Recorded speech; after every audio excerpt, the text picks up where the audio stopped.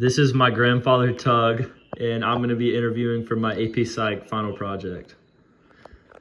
So the first question is, can you describe your earliest memories of your childhood, and do you remember feeling safe or cared for by your parents or caregivers? Probably my earliest memories were playing with my older brother and running around in a diaper with no shirt on, playing with the dog, going to my grandparents' house. It's pretty much the earliest memories I have of that. And as far as feeling safe, I never felt unsafe. We grew up. We were not wealthy by any means, but I never went without that I know of. We always had a roof over our head, clothes, food. So, I felt safe and secure. Yes, sir. Second question is, how much independence were you given as a child? Given a lot of independence. There were 4 boys and 1 girl in our family, and my mother took care of all of us, so we had a lot of independence with her just trying to keep up with us. We played outside as kids. We never played in the house, so we were always out on our own, which builds independence, and we had farm chores to do and work, farm work to do, so we had independence. All right. The third question is, were there times when you felt you were punished or made to feel bad for trying to do things independently? No, not for doing things independently.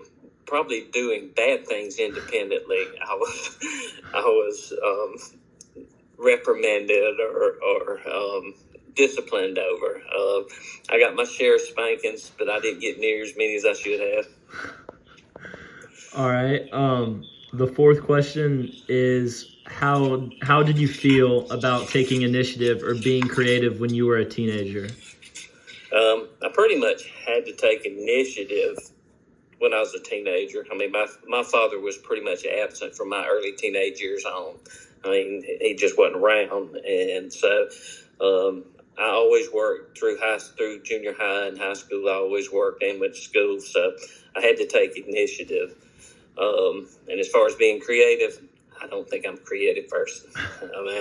There's no creativity there. So. Were you encouraged to take risks or try new things? I've always taken risks. I think that's just in my blood. Yes, sir.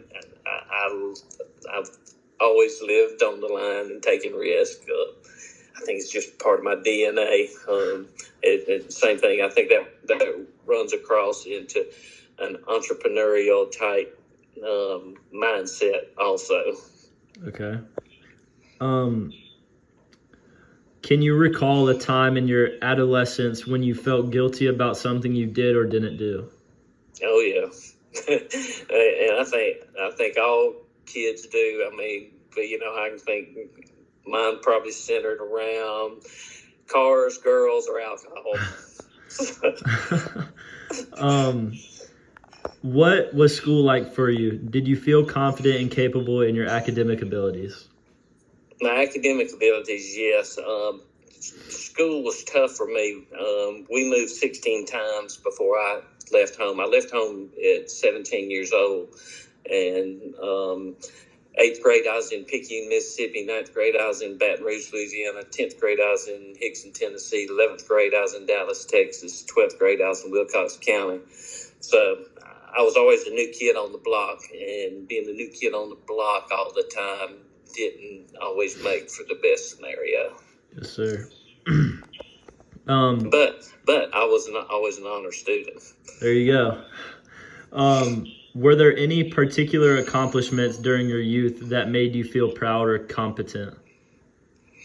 I'm really not a self-pride person, but confident-wise, my work ethic. I've always been confident in my work ethic and the things that I've been able to do. I kind of consider myself a jack of all trades, but a master of none.